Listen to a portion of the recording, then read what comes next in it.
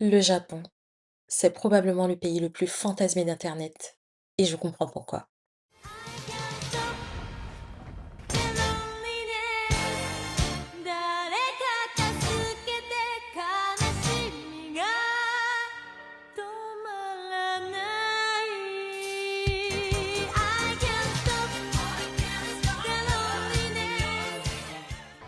The next station is Shibuya. Drop the roof and let the smoke clear.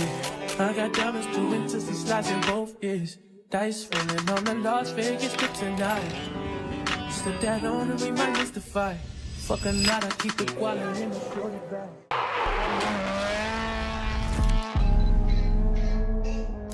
Next stop, Tokyo.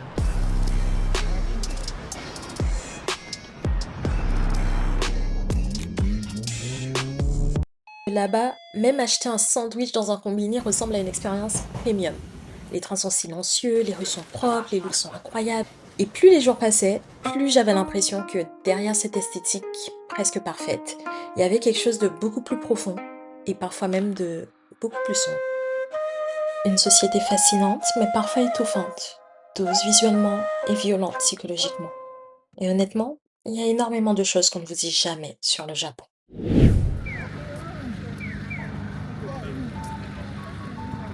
La première chose qui frappe dans ce pays, c'est à quel point tout semble maîtrisé.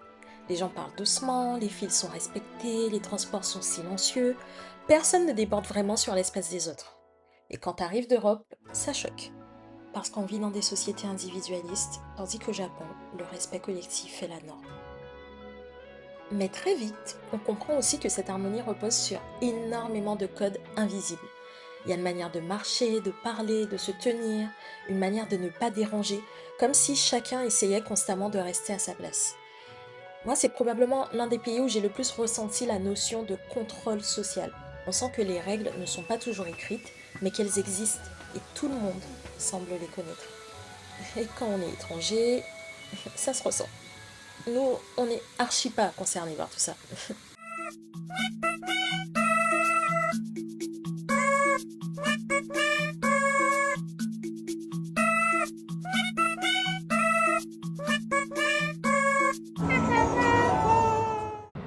Derrière tout ça, j'ai aussi observé la fatigue. Et ça m'a vraiment marqué. Vraiment le genre de fatigue où le corps lâche complètement. Et là, tu comprends que beaucoup vivent à un rythme extrêmement intense. C'est vraiment un pays qui est admiré pour sa discipline et sa productivité, mais cette culture du travail aussi peut devenir, je pense, très dure psychologiquement. D'ailleurs, la pression sociale, elle est énorme, surtout pour les femmes. Le regard des autres est très important, donc l'échec est forcément mal perçu, et énormément de gens semblent porter un poids silencieux. Donc paradoxalement, même entourés de millions de personnes, certains semblent extrêmement solitaires. D'ailleurs, il y a un truc que j'aurais adoré vivre là-bas, c'est une immersion dans une famille japonaise. Parce que derrière tous ces grands immeubles, j'ai vraiment l'impression qu'il existe des réalités beaucoup plus dures qu'on ne les imagine.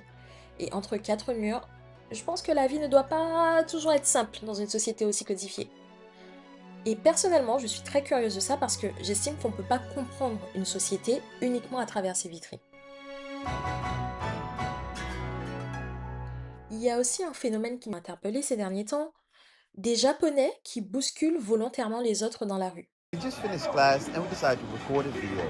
Now, all good and stuff until this lady right here, she was like, "Hey, yeah, you guys having too much fun. I'm having a bad day, so you know what? And she just walked to us without any excuse, me, kicked the speaker, and she was just like, you know, the audacity. Je pense que vous avez tous vu tourner cette vidéo où on voit une vieille japonaise bousculer une jeune fille bienveillante. Ça, je peux vous dire, c'est le quotidien des gens qui habitent dans des grandes villes comme Tokyo, Osaka. Pourquoi? Parce que les Japonais sont très frustrés lorsqu'ils prennent le train, que ce soit des femmes ou des hommes. Et comment ils relâchent leur frustration? En poussant les gens, en donnant des coups d'épaule. En fait, la seule chose qu'ils cherchent, c'est que vous répondez, que vous vous embrouillez avec eux et que vous leur faites du mal. Et quand vous allez leur faire du mal, ils vont porter plainte. Donc moi, je vous conseille un truc, si ça vous arrive, quelqu'un vous bouscule comme ça, tombez sur le sol et appelez la police. C'est la seule manière de vous en sortir avec ça. Quand on y réfléchit bien, on comprend que ça raconte quelque chose. Dans une société où énormément d'émotions sont contenues, où il faut rester calme, discipliné, poli, tout est constamment maîtrisé, la frustration, elle finit forcément par sortir quelque part. Quand la pression psychologique devient permanente, elle finit parfois par exploser dans des comportements très étranges. N'oubliez jamais, quand vous voyagez, qu'il y a toujours une image, puis une réalité. Et pourtant, malgré toute cette pression sociale, les Japonais ont été parmi les personnes les plus polies et serviables que j'ai rencontrées. Et quand je dis serviable, je parle de vraies situations. Plusieurs fois, on demandait simplement où se trouvait un endroit, et les gens nous accompagnaient littéralement jusqu'au lieu. Genre, comme si aider quelqu'un ne leur coûtait absolument rien. Et quand tu vis en Europe, ça surprend forcément ce genre de comportement. Parce que là, on te donne du temps, on t'aide, on s'assure que tu as obtenu ce que tu cherches sans rien attendre en retour. Même chose quand on a perdu un passeport, il fallait voir à quel point les gens étaient impliqués. Tout le monde cherchait, tout le monde essayait d'aider. C'était plus juste le problème d'une personne. Et franchement, ça fait réfléchir à notre rapport au collectif, notre rapport aux autres, au civisme, à l'esprit de communauté, à l'attention qu'on porte tout simplement aux gens autour de nous. Par contre, mentalement, le Japon peut être extrêmement épuisant. Et ça, je pense qu'on n'en parle pas assez. Parce qu'entre les lumières, les écrans géants, les jingles, les pubs, les magasins, la foule, les couleurs, le cerveau, il est constamment stimulé. À certains moments, on ne sait même plus où regarder. Honnêtement, tout clignote, tout veut attirer ton attention, stimuler les sens en permanence. Même acheter une bouteille d'eau, ça devient une vraie expérience visuelle. Zéro vanne. Je ne pensais même pas dépenser 30 €, je suis sortie avec 70 € à ne rien comprendre. C'est fou. Et justement, parlons marketing. Parce qu'en tant que personne qui travaille dans la com, le Japon, c'est probablement l'un des pays les plus fascinants à observer pour un marketeur et communicant. Honnêtement, c'est la première raison pour laquelle j'ai toujours voulu découvrir ce pays, et particulièrement Tokyo. Là-bas, on comprend très vite qu'il existe un marché pour absolument tout. Et quand je dis tout, c'est tout. J'ai vu des magasins spécialisés dans les brosses à dents, d'autres uniquement dans les chaussettes, des boutiques dédiées aux oreillers, aux parapluies, aux figurines, aux accessoires de valise, aux snacks, ultra niche. Et le plus fou, c'est que ça fonctionne. Même les plus petits business, le Japon pousse le concept de niche marketing extrêmement loin. Chaque produit possède une vraie identité, un univers, une expérience, un storytelling.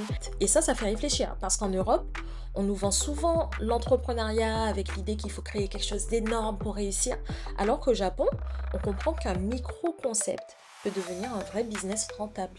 Comme si chaque passion, même la plus spécifique, avait le droit d'exister économiquement. Tout est bon pour faire un business. Et ce, même si tu as 2 mètres carrés pour ouvrir ton local. Et je trouve ça hyper inspirant, parce qu'on réalise qu'il y a potentiellement une place pour tout le monde. Une idée bizarre, une obsession, une passion, un savoir-faire, tout peut devenir un univers de marque. Mais évidemment, tout ça nourrit aussi une énorme société de consommation. D'ailleurs, s'il y a bien un produit qui représente parfaitement les contradictions entre tradition japonaise et marketing mondial, c'est le matcha.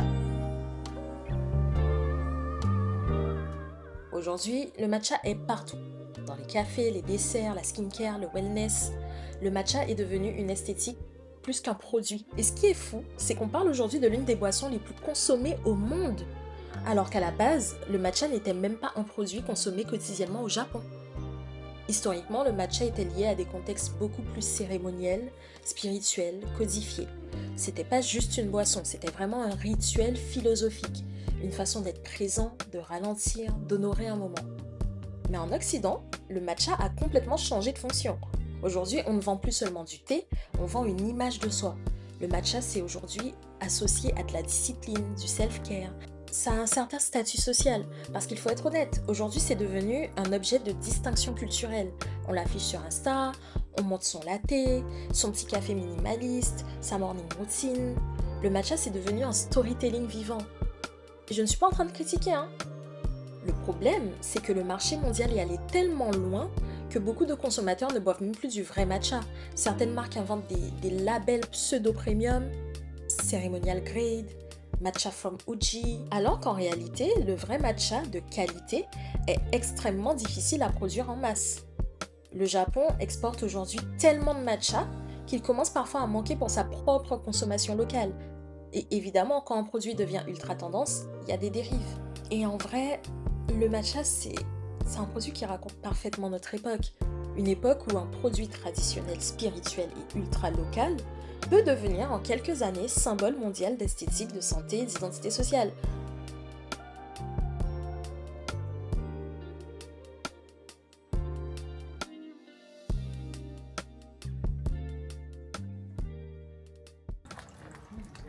Il y a quelque chose que j'ai trouvé très beau au Japon, c'est la manière dont certaines traditions liées à l'écriture sont encore valorisées. La calligraphie, là-bas, c'est pas juste écrire joliment, c'est presque une philosophie du geste, du temps, de la précision, de l'intention. Chaque trait compte, chaque mouvement a du sens. C'est gracieux, c'est beau. Ne serait-ce qu'à regarder, c'est beau. Ce qui m'a amené à me questionner sur notre propre manière de communiquer aujourd'hui. Messages vocaux, DM, notifications, réponses automatiques, tout doit être instantané, rapide, efficace, sinon lu, vu et ignoré. Alors qu'au Japon, on sent encore une volonté de préserver certaines formes de correspondance plus lentes, plus réfléchies, plus humaines, et vraiment ça m'a donné envie de réapprendre à écrire à mes proches. Pas juste envoyer un message, mais vraiment écrire, prendre le temps de poser des mots, laisser une trace, transmettre une émotion, parce qu'au final la modernité nous a peut-être fait gagner du temps, mais on a aussi perdu en profondeur dans notre manière de communiquer.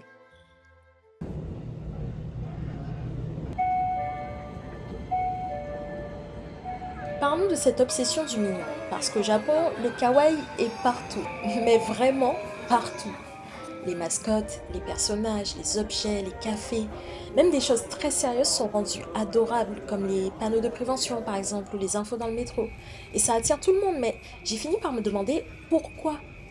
Pourquoi cette société a-t-elle autant besoin de douceur visuelle? Parce que kawaii, ça ne veut pas juste dire mignon, c'est presque une philosophie visuelle, une façon de rendre le monde plus rassurant, plus doux. Ce qui est intriguant quand on sait que le Japon peut être extrêmement dur socialement. Et contrairement à l'esthétique de ce pays qui est ultra douce, c'est comme si la société avait créé du mignon pour rendre le quotidien plus supportable, dans un monde qui est rempli de règles. Et moi je dis qu'ils ont bien besoin d'un peu de tendresse, alors personnellement, c'est une contradiction que je trouve magnifique.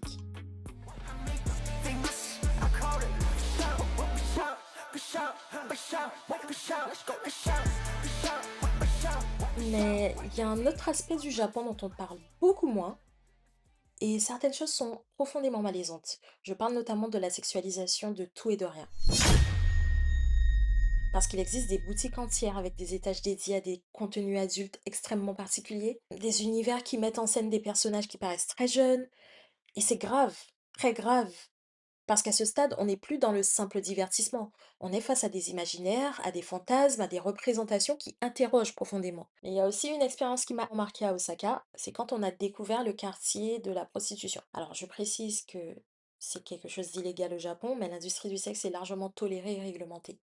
Et ce qui était troublant, c'est ce paradoxe entre discrétion, pudeur dans la vie quotidienne et exposition. Parce que les filles sont dans des espaces comme des vitrines, exposées, parfois kawaii, parce qu'en réalité, elles ne vendent pas l'acte. L'apparence, la mise en scène, c'est le premier argument de vente parce qu'elles vendent un personnage, un fantasme. Et les garçons, ils avaient le droit de les regarder comme pour sélectionner leurs marchandises. Alors c'est horrible à dire, je suis désolée. Tandis que lorsqu'il s'agissait de nous, femmes, elles se cachaient le visage parce qu'elles veulent pas être jugées par d'autres femmes et encore moins reconnues. Et aussi parce que cette industrie est historiquement structurée autour du désir masculin hétérosexuel. Par contre, s'il y a bien une chose que j'ai adorée dans ce pays, c'est le style. Alors là, les Japonais ont vraiment un style vestimentaire affirmé.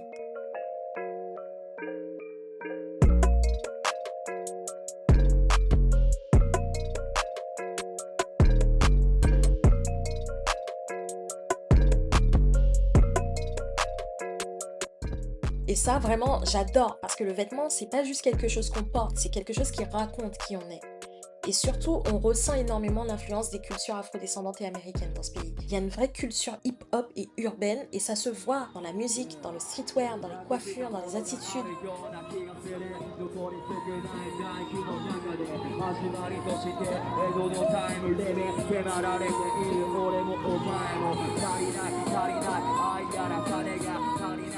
Par contre, j'ai appris que les Japonais faisaient des permanents pour avoir des cheveux plus texturés et pouvoir porter des afros, des locks, des tresses, des styles inspirés de cultures qui, chez nous, ont longtemps été stigmatisés. Donc genre nous, on nous a fait détester nos cheveux texturés, alors que d'autres font tout pour nous ressembler. Think about it. Parce que ça oblige à se poser une vraie question. Comment quelque chose qui a longtemps été stigmatisé chez certains peut devenir ailleurs quelque chose de cool, voire même un symbole de rébellion? iPhone なんて吸ってiPhone 自由だけ背負って金なんかに支配されね生活しながらムーバー追い越してくるのは特権音楽で競争してねただ忘れちゃいけないのは最後に後悔をしないように夢は夢とこの前のライつかないそんなに時間差がきっと最低時間冷めない熱本燃やしておらぶこの愛にかけしないでっかい目まぐるしい成果にね全ての死ぬまでしなフェイダー狭苦しい家から出て足俺は少し自由になった俺を取ってってもったい書いてるこんなのフェイズの絵このまま踊ってくぜお前にはなし闇の肺に消えるショックに逃げてた無力な俺数年前ならここに溺れ今ではやっとだ愛してこれ映画の仲間と縁のでもやDo so down 選ばないスーサイ何が上に成分カットが食ったやしをピカピカ理解できないので無視で生きてるのに何もできる俺らが死ぬそんなわけないぜ俺なら走る目の前に道がなくても Run 見せ場の出来ぐらせまたファキ系アンティ上原でるプラネ適当に抜き大事巻きタバコ苦手くめてブスでわす超 GT 俺の家にまた食らってよ出ない生きてるね最初なんか煙って生きてるやつ集まる前も激熱くて排泄で取る入試俺ら乗れるビッグウェイ超楽しんでく人生 Et justement, dans cette société codifiée, c'était intéressant aussi de voir comment certains veulent sortir du moule. Le style devient un langage, donc ils sont tatoués, percés, loxés, ils parlent fort, ils fument, ils s'assument, ils rappent. Non, les gars, mettez la lumière sur les artistes urbains japonais, s'il vous plaît. S'il vous plaît. Parfois, on avait l'impression d'être quelque part entre Tokyo, New York et les Caraïbes, en vrai. ヒノキの香りをたどってきなここの女たち高嶺の花もし我ら安く扱うならシャタラタタタ体は蜂の巣だジャパニーズウェメあれベス知りたいか特徴女たち準備いいか揺れてみな揺れて Et en tant que femme noire caribéenne et fière de l'être, c'est le sujet qui m'a le plus traversée. Voir comment nos cultures voyagent, c'était waouh. Les musiques et les apparences, ça m'a particulièrement intriguée. Et on parle du Japon traditionnel, mais il existe aussi un Japon moderne, métissé, créatif, qui mérite beaucoup plus d'attention. Au final, le Japon, c'est probablement l'un des pays les plus fascinants que j'ai visités. Parce qu'il ne laisse jamais indifférent. C'est un pays magnifique, inspirant, extrêmement intelligent dans sa manière de penser les expériences. Mais c'est aussi un pays rempli de contradictions, un pays où la douceur visuelle peut cacher énormément de pression, où le silence ne veut pas forcément dire paix, où le collectif peut parfois écraser l'individu. C'est justement cette complexité qui rend le Japon aussi intéressant à découvrir. Parce qu'au début, on tombe amoureux de son esthétique, puis on découvre sa culture, puis on commence à percevoir ses failles, et c'est là qu'on commence vraiment à comprendre. Ce voyage ne m'a pas seulement donné envie de revenir, il m'a donné envie de continuer à observer, à apprendre, à questionner et surtout à nuancer où que j'aille. Parce qu'aucune société ne se résume à ce qu'elle montre. En tout cas, dites-moi en commentaire, est-ce qu'il y a quelque chose qui vous a surpris? Dites-moi si vous avez des questions, des observations, des analyses qui vous sont propres pour ceux qui sont déjà allés au Japon. Partagez-nous tout ça, je lis tout et surtout, abonne-toi parce que visiblement, j'ai encore énormément de choses à raconter.